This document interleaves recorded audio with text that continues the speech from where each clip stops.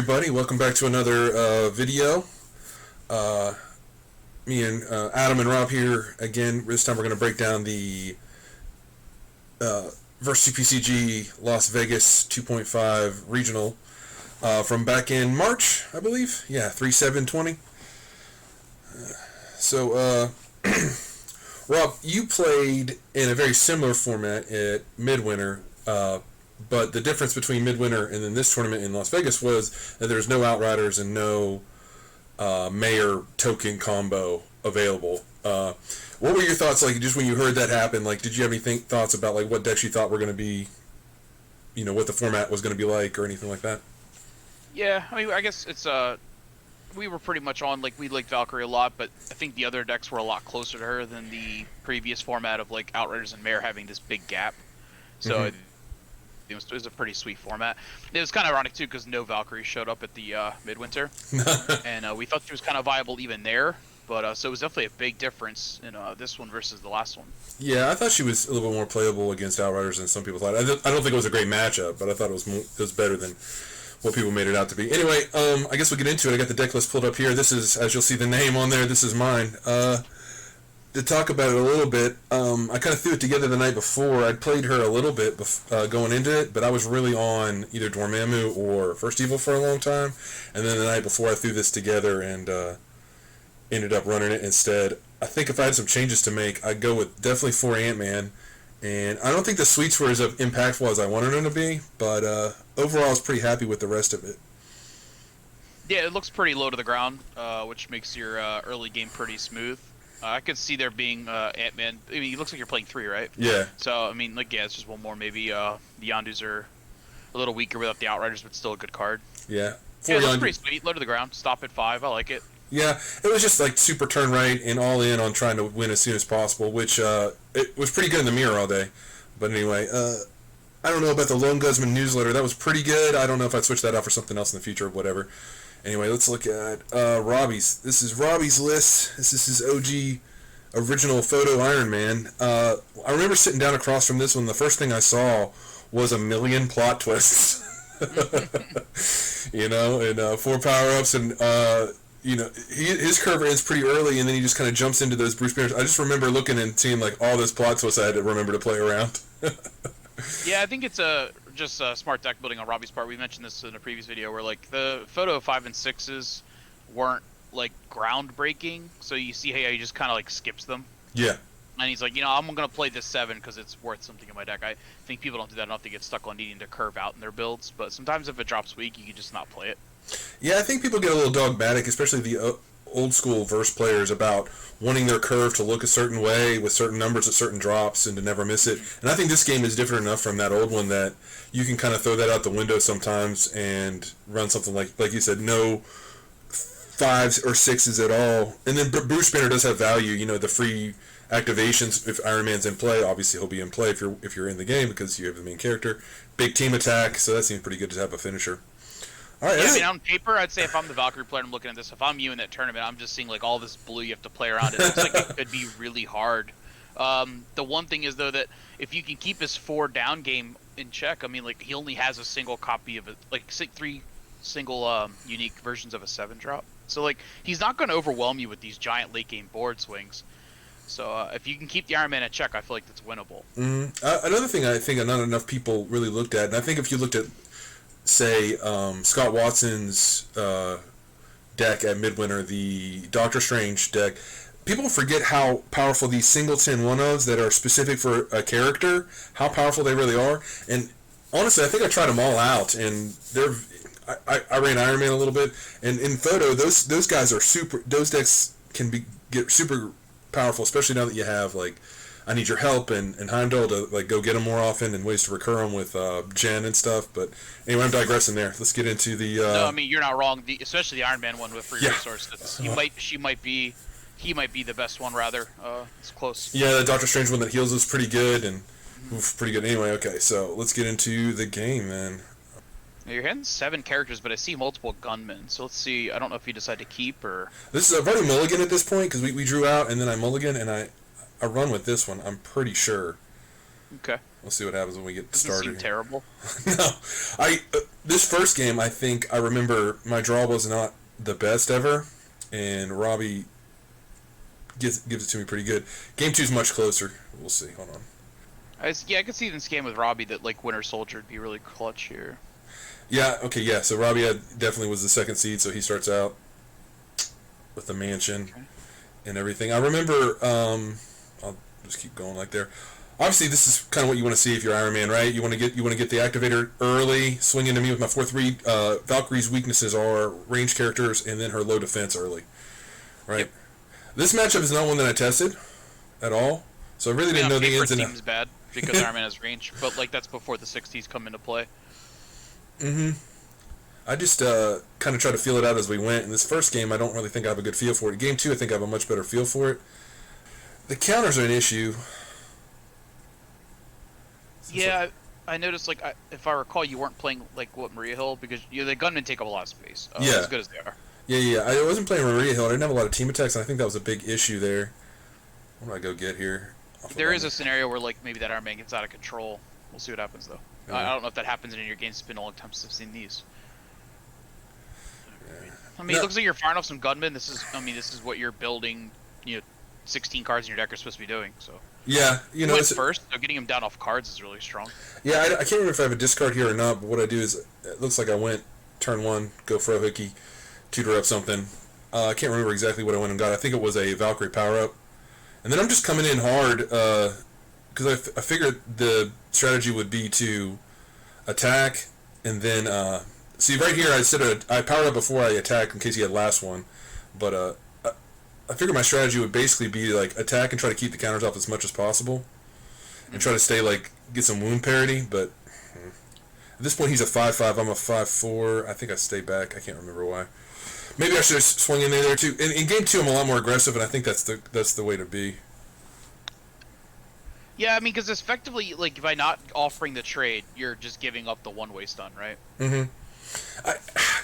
She's a very interesting main character because at one point she is a kind of a combo main character in that, you have that alt wing condition, but at the same time, her ability to be aggressive is something you can't really pass up either. Right. I'm on now. All right, yeah. So, yeah, sometimes you can just play Valkyrie very aggressively in like a normal way. And yet again, Robby just taking advantage of his range here. He doesn't really worry about the board because you didn't play anything he has to respect. Like, he's not going to go for the Frohickey. It's smart to go into the Valkyrie. Yeah. I guess the theory is if you pass, that he can't kill the Frohickey and your Valk in one turn. So, like, there's that. I think that's what I was. And so it might have been a misplay to play the Frohickey at all right there without having the discard to it. But I think I wanted it for the last, I need your help to go get a power-up to help me get my level. Right. Obviously, I don't have another power-up or I would have played it here. Yeah, I think it's a little bit of a misstep here not to go in there hot for whatever reason. I can't remember why that I avoided that. Like you said, maybe I'm trying to protect the Frohickey with the Valkyrie. But honestly, I think that's a misplay there. I think in game 2 I kind of learned that lesson. That you got to put pressure on, and you got to keep the pressure on to keep the counters off. Yeah, he's gonna, because Ironman's snowball potential is much higher than yours with his yellow ability. Yeah. I mean, he's going to get big eventually, and eventually he's going to be way out of control. Yeah. He's getting clean swings on you regardless anyway, so crashing it is just like offering the trade. But you would lose the Frohickey. So we'll see. Maybe you capitalize on the Frohickey. Yeah, but a 2-0 wound issue, 2-0 wound advantage is a big issue in this situation too. I mean, I can come back from a lot, but if I'm holding in for just pure combo kind of win con, then I'm not really opening myself up to other ways to pull myself out of this. I feel like you got to try to come with the aggro strategy sometimes too, and read your hand and read. But maybe that was a misplay there. So let's see what I come back after row resource. Still haven't shown a red yet, which is fine. I'm not running any natural green either. But here it's like I didn't run any natural any like Sokovia chords. I didn't have any really great ways to get counters off, and in retrospect, that's probably a huge issue with my deck in general. So luckily Luckily, I land a Yondu here. And you always got to remember, in the Valkyrie, minus counters are better than plus counters in a lot of ways. Yeah. I guess there was an avenue where you could have said pluses just so he could team attack with Valkyrie. Let's see what happens I here. think I went negatives to reducing. Like I said, the video's a little bit choppy for whatever reason. I dropped another Valkyrie into the yard. I've got some counters on there. I'm coming in hot. I think I'm leveled at this point. He lasts ones to go to his turn. But yeah, that was a problem with the original stream there. Now he drops one of his tech cards in Falcon, which really is a kind of a problem for Valkyrie. In some ways, not being able to strike him at all. So, I'm leveled up, but I'm at 3 wounds now, and he's got a Falcon that can start cleaning up my back row pretty easy. So Yeah, I mean, Robby's had the dream opening here. He's had the last one, the 2 power-ups, the 2 activators, with the spare activator not even needed, and he's level 2 on turn 3. I mean, this is a really good Ironman draw. Yeah, I mean, I leveled on 2, so I can't really be that. I can't complain that much. We'll have to see, did he have that last one earlier? Should I have went for that attack on turn 1? On turn 2. Or turn 1 and really put some pressure on him, because at this point, a 3 wounds to nothing advantage is pretty rough for me. Now he's like a 7/7 or more with the yellow showing, so his counters are just going to keep going up, and that's just going to be rough if he just starts snowballing. And like I said, without any Sokovia cords, Anyas, or any way to get the counters off per se, in a very hard fashion, it's going to take me, trying to get bigger. And my deck's really not good at coming back. Right. When you're the aggressor deck and you're behind, it's a whole other avenue of gameplay. So you're gonna play the Heimdall here, I assume.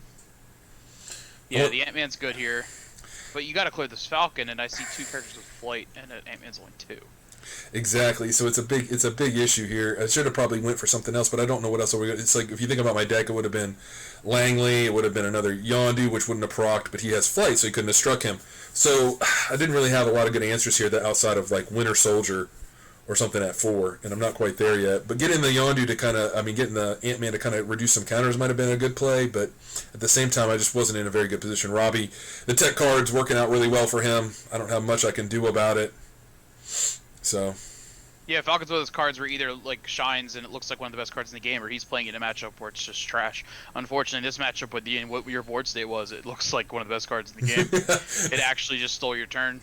Yeah, it ended up being really good for that day in that room, There was a ton of Valkyrie that day, like I think 50% Valkyrie, so great tech card. I mean, it's got some other value too, it's got a lot of attack, can get over the front row to go get a Killmonger or a Mordo pretty easily, so it's got some like natural ability there, but I'm just not a huge fan. And there, I kind of come with a loose attack. The attack with Ant-Man, power up Ant-Man into Falcon to try to get through, but...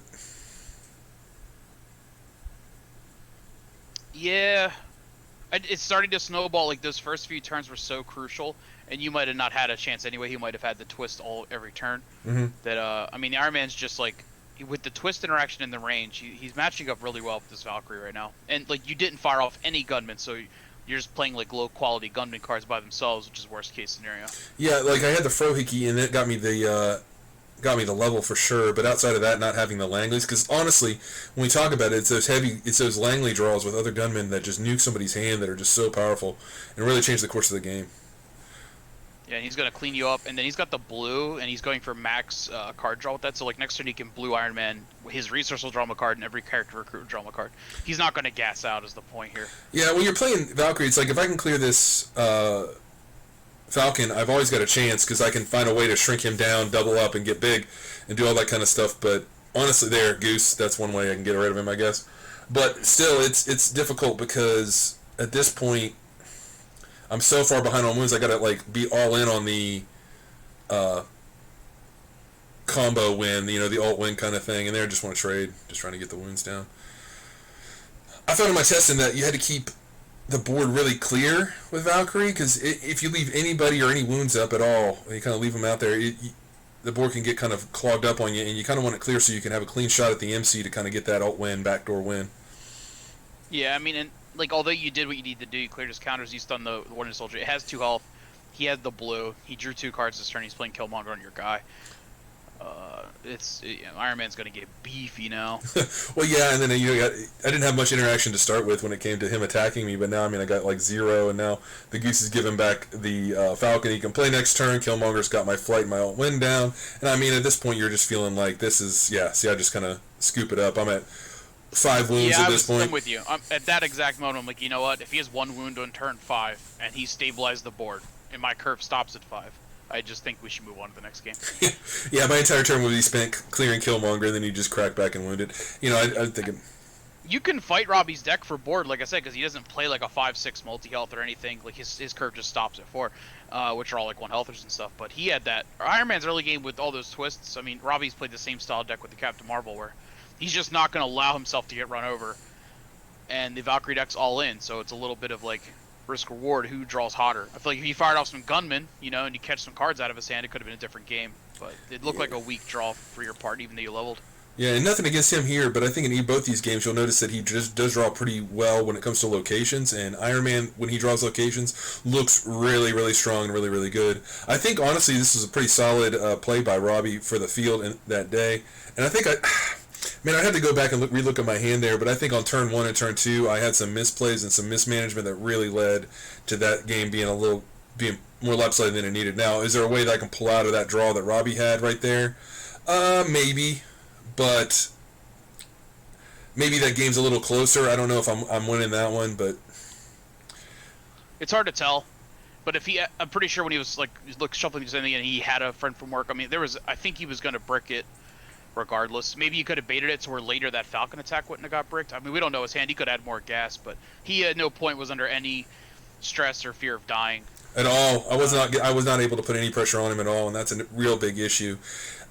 I think that even he could have held that last one back a little bit longer, you know, because I think that one of the things you got to think about, specifically because we played in Swiss, is that he knows that I have, like, Lone Guzman newsletter and things like that, so he also knows that I have Winter Soldier, so it's a very interesting play of, like, do you hold the last ones till that combo turn, so you can burn multiple plot twists in order to get through the Gunman newsletter, but you always have that fear of that Winter Soldier, so it's an interesting play there, but yep. Robby played that game well, like always.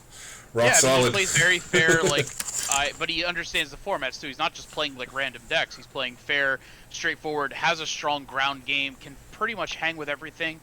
I agree with you on the sentiments of his locations. So Ironman is 100% location dependent, and he did open some really nice locations and all that.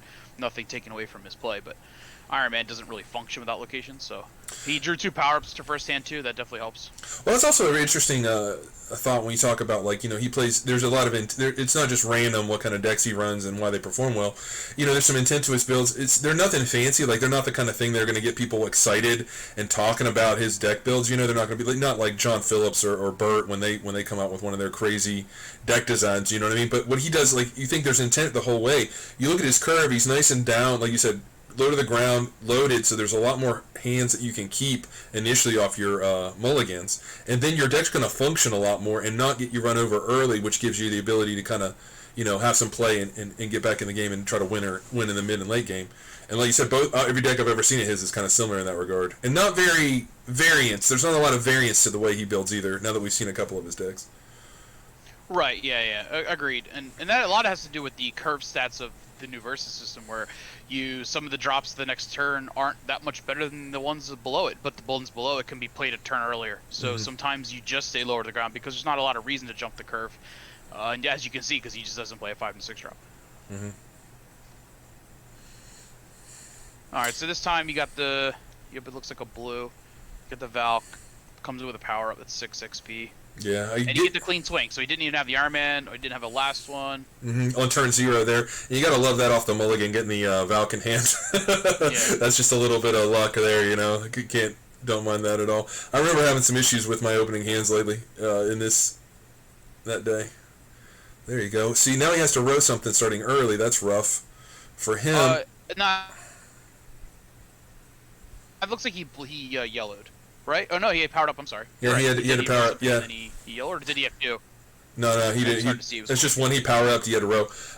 In this game, I try to change my strategy up and come in as hot and as hard as possible, and try to just keep pressure on him consistently to keep the counters off. I don't know if this necessarily was the right decision, but it was definitely something I did with intent to try to because like trying to sit back and hold for combo alt win, I don't think was the play against him. So anyway, there's a Langley. Let's see if I got anything. Yeah, good old Byers.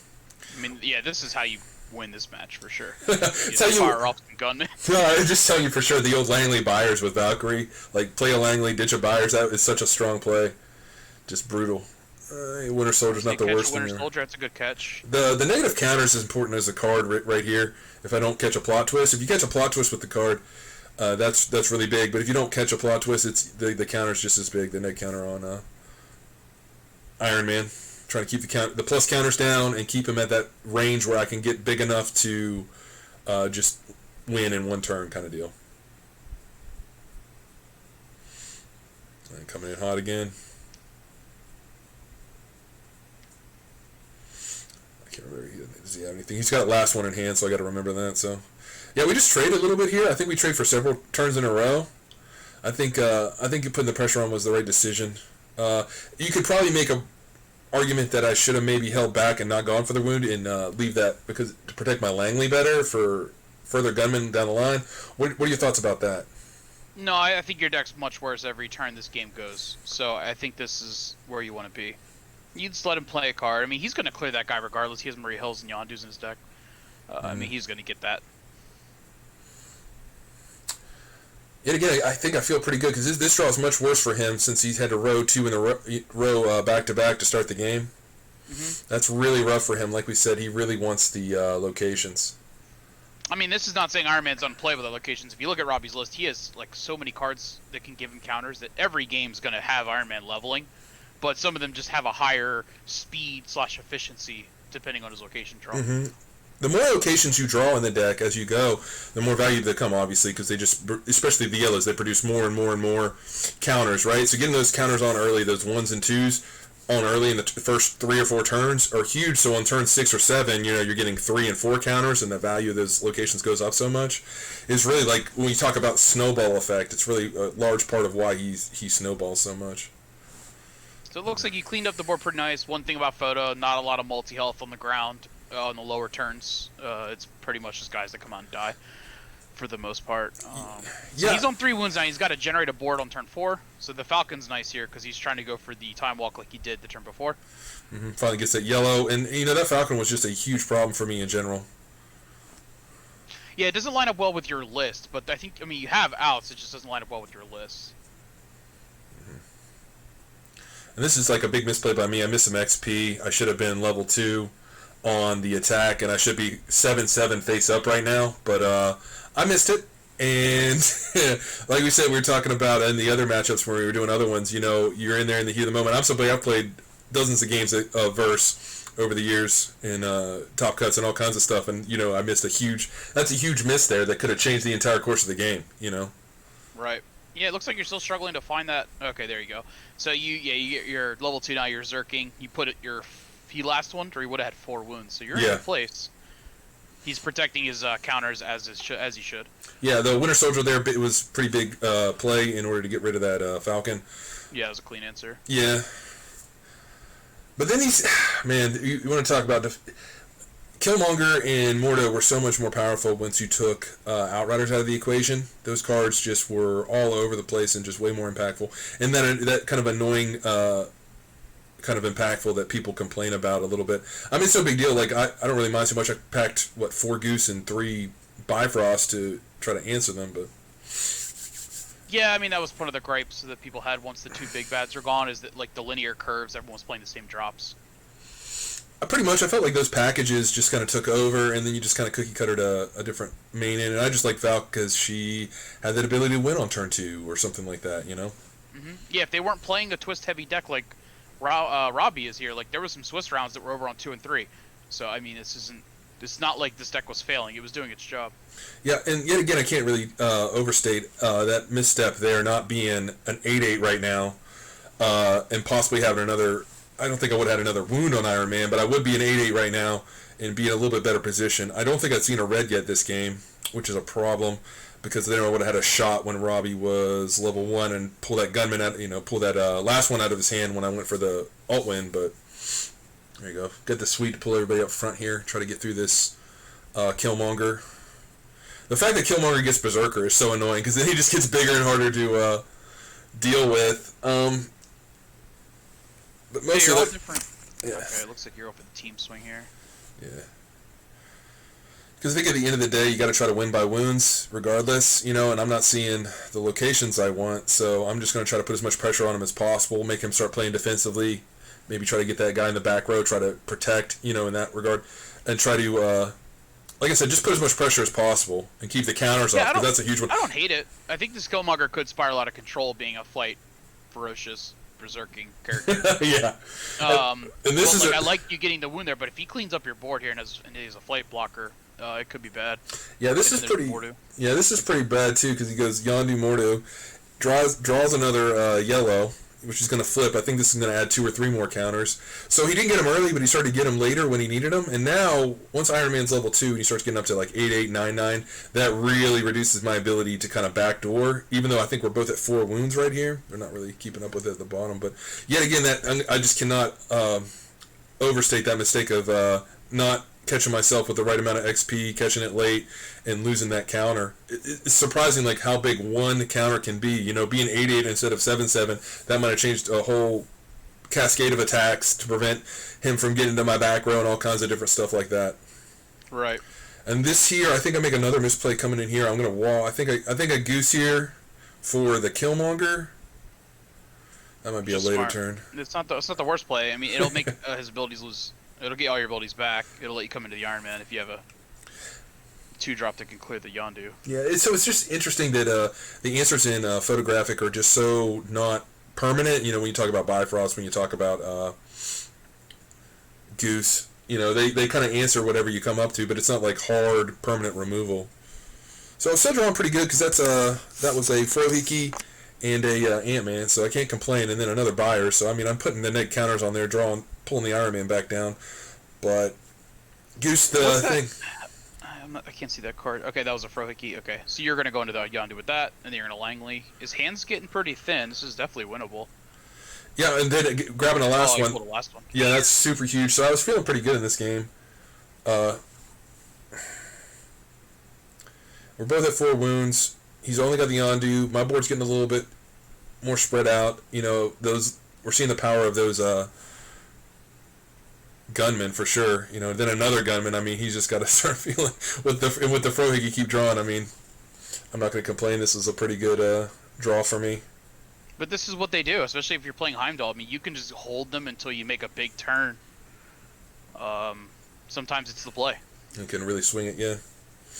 So you're going to get the Yondu nice and clean here. Did you get the Iron Man small enough? I think you did. Yeah, I got him back down to 5-5, and now I'm going to be a 6-6 Ferocious, so he's got to have you could have threw the Ant-Man in here, but it doesn't matter. His deck all cancels because you're all good guys.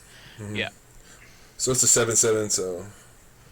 So unfortunately with his small hand left, he did have some cancels left. Alright, so the Killmonger's going to come back out.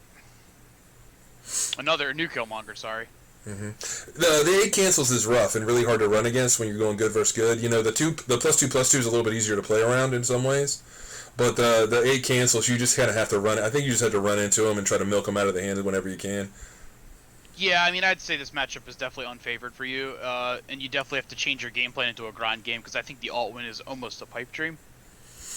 Yeah, he can very easily hold something back. Like when he's got 8 ways to cancel, I've got to really hold and build up to it, and I think that's a little bit loose to just like sit back and wait and hope you draw everything you need to load up and get him at one turn, because meanwhile he's building, and I think that's just a mistake at that point, and you need to put pressure on him, maybe get a regular, good old-fashioned turn right win, I think is the strategy there, and if you get the alt win while you're milking that stuff out of his hand by being aggressive, then you do. But if you don't, then you can always win by going turn right. And that was kind of my strategy going into this, is try to win him every turn I could. And then if I drew what I needed to kind of get that backdoor win, then I did. But I think being aggressive was the way to go here. I think this is the turn that I make another mistake here. Finally see a red, so now that kind of puts him on it. But I went through 2 last ones and a friend from work. I remember in Swiss, I double newslettered on a turn against him, and he dropped 3 plot twists in the last one. In one turn, we had a pretty big turn, the 2 there. So I'd had some experience, but yeah, that's what won him the game that time too. So it was a really good game in Swiss. Was not on stream that me and him played. All right, so suite number 2. Now I like this line because you have enough resources to top deck Heimdall or the last suite, and he would just die to another. Unless he has a cancel, and he's down to a couple cards, so I think you just have to play. Well, right there, we talk about that. It's like I just walked into a power-up. Like, he had just killed my Goose. The Killmonger had went back to hand. He had the Killmonger already in play, and then I make that attack with Sweet. All I got to do is just change my sequence of attacks to Valkyrie into Killmonger, and then maybe Sweet into Iron Man, and it completely changes the game, but I just walked into that. terribly. That was pretty brutal. I mean, you got the wound, right? So you still have like a line to win this game. That power up, though, I mean, you knew it was in his hand. He just goosed it back. Yeah, but now he has a 6/6 flying. Yeah, he has a 6/6 flying ferocious berserker now instead of having none, and that's a huge problem when it comes to board presence, because now he's like dropping the Bruce Banner and haymaker. Yeah, and this is, you can tell you might not be able to tell from my body language, but this point I'm like, well, that misplay lost me the game. Yeah, I mean, like, even if he didn't have, like, if he didn't have the Killmonger, the Bruce Banner would have been an obstacle, right? And he has the Mortis, so the Heimdall, you would have needed to clear that last turn if you want to take that line. Yeah. And you really couldn't because he had 2 flight blockers on it, so it's difficult. Like, this might have not been a win regardless. It does seem like a heavy unfavorable matchup from the way your 60 is versus his. There's, if a Valkyrie was built a little more grindy, but that's just not how she's played. No, I think you lose something. There might be a build like you're talking about that can grind out and play later. When I was running some of the earlier builds had alter ego in them to give her stealth. Also, the fringe benefit of alter ego was when you changed her name, you could then play her supporting character later in the game as your 6-drop, and having both of them as flying team attacks, like the main character with the name changed, and then the 6-drop coming in, was pretty strong. But it ended up going with that build. Like I said, I ended up, because basically I landed on gunmen were it, and I wanted some kind of gunman deck, and I basically just put my gunman package behind Valkyrie and then filled in some gaps there as my strategy. Understandably so. Yeah. So, seeing you top deck the Bifrost now, that's a shame, because if the Killmonger wasn't there, you have a direct line to possibly win this turn. You could have Bifrosted the 7-drop. Mm-hmm. So then I go gunman here. And I'm just out of outs. Like I said, 2 misplays here. The misplay where I missed my XP in order to have an extra counter, and then the misplay where I just walked into a power-up. Like we said, we can maybe talk that maybe that doesn't lose me the game, but I think the board state's a little bit different. Maybe I got a little bit more head on board. Definitely this Killmonger's not there. This Killmonger's not there. I think I got some outs. I think you win the game if Killmonger's not there from the Bifrost. It's unfortunate. Like, you drew kind of odd. It's like you drew all these blues, you never used them for a Heimdall. Like, you never drew Heimdall. Mm-hmm. So, like, you just had, like, dead locations. Yeah, they're there for the Bifrost also, to try to have an activator there, too. Yeah, it just was it wasn't... I will say this in Game 2 here, specifically, I would not call that draw bad. That draw was fine. Game 1 was a little bit of an awkward draw, I remember feeling, and then he drew a ton of locations, so it was really hard for me to catch up. Like I said, I think Game 2 was completely winnable, and I left that one on the table there. 100%. Yeah, I think you were doing... I think that was like the 30 or 35% where you could have won, because I feel like that matchup is bad. I don't feel like it's close. Those 60s against each other, he probably wins 7 out of 10. With 8 cancels, the newsletters effectively don't do anything. I really don't feel like they're even... like, he's always going to have an answer, and he's going to hold multiple answers. If you don't fire off Gunman for a lot of discards, I just feel like Robby's going to grind you out. Yeah, I think and I think that's what you saw in this game, is I had a heavier gunman draw, was able to get some gunmen, so it put me in position to possibly get the win, but then I make a couple of mistakes there with the XP and the counter, walking into the power-up, and those are changed the game. Yeah, we go to Game 3, like you said, maybe he's favored, and with the way Robby plays tight and doesn't make big mistakes, he'll probably get that game more often than not, but I would still like to go to Game 3, because I felt like that was one thing about the Valkyrie deck, and I get caught up playing these decks a little too often sometimes. It was kind of like what Mimic was like. You get caught up in these facts that, like, regardless of matchup, there's always going to be some percentage of the time that Valkyrie can win, because if you got a decent or a heavy or a high, her high roll hands are so high, they just win so quickly that people just don't have a chance to react to them. I will say that Robby's build is one of the few that does, with 8 cancels, with the last ones, with, Falcons and all that kind of stuff that are going to get in the way and really give me problems. Yeah, I mean, that's just you got to give Robby a little bit of credit, because he did the same thing in the other tournament that he won, that he knew his matchup, he knew the main matchup, and that it seems like he guns for that matchup and just kind of takes his chances versus the field. Like, he doesn't 6-0 Swiss or anything.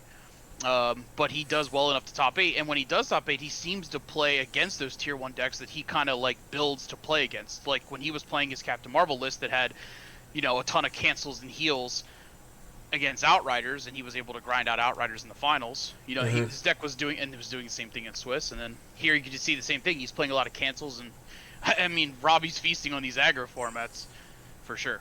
No, but I think that's an interesting strategy, right? If you're going into a tournament, you pick out the big bad, quote unquote, you gun for it, and then you kind of build behind and around that package a basic curve strategy that can just be really consistent, and you play tight. And I think that's a really smart and consistent path to victory there.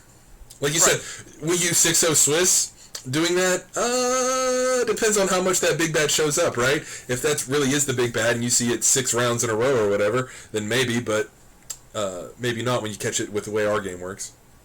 Yeah. I mean, it's the same concept. It's like playing an all-in deck versus just like I'm going to take my chances and have like a decent all-around deck. I bet on myself to form and attack correctly, maybe just have a higher value on my cards than my opponent. Etc. I mean, we've taken that line multiple times, pretty much every time we play Thor. Yeah, right. So it's cool. It's I'm not, then we have the all index, and they have the high rolls and the low rolls, and you got to take them for what they are.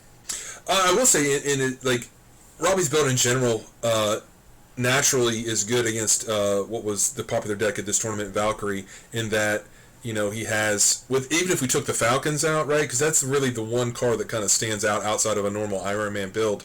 But just the interaction in general is good and gives you a lot of chances to thwart your opponent's strategy as they're trying to form up and make an attack. Give them more things to play around. There's just not a lot of answers to last one, for instance, and I think that's smart. And like really, then you just kind of throw in the Falcons and it kind of put the matchup over the top in a little bit. Mm-hmm.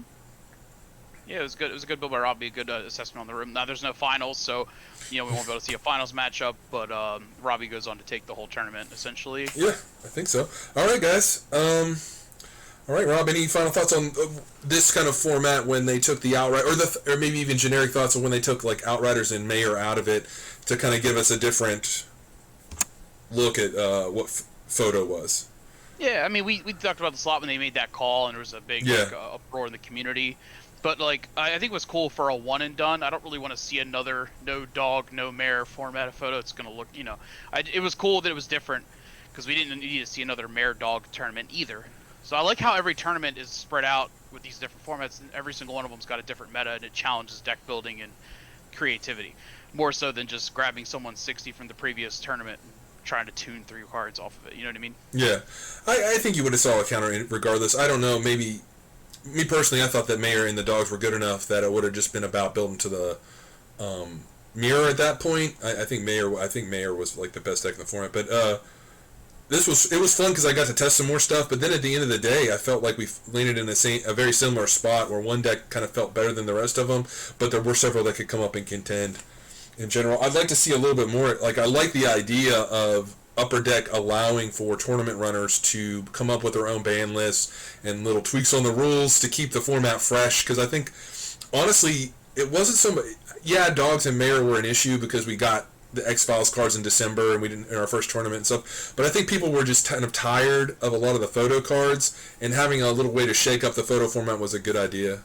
In a way. Yeah, the MC limit was cool. I mean, I support it. It was a good tournament. The turnout was a little hindered, but I will say that we were testing for that format loosely because we weren't going to go. And the problem I had with it wasn't the MC pool. That was actually pretty open. It was like the same 40 card shell of Mordu Killmonger, Bifrost, Heimdall, Blue, Gunman, and there was like 40 cards that ended up just in every deck. It was like a skeleton we would start with because you just couldn't not play them. And that was a little frustrating. There was like the creativity was out the door. At least Mara was built differently, but all the rest of these like curve decks looked really similar. Yeah, sometimes I feel like it's the opposite in Illustrated, right? So in Illustrated, it's the same main characters that people complain about, and then there's a lot of differentiation when it comes to supports, and then in Photo, it's become like you have these support structure, this cast of supporting characters that you want to run all the time, and the mains can change a little bit outside of an Outriders format or whatever. But anyway, I think that's it, man. You got any final words before we get off here? No, it was great. Maybe we'll look at the midwinter next time. Yeah. I think I saw we can get I think you played Bird in top 8, did you? Top 4. Top 4? Yeah, maybe we can do that one next. Anyway, let us know, guys. Comment below or on the Facebook page or on the Discord if that's what you want to see next. Anyway, thanks again for watching. Peace.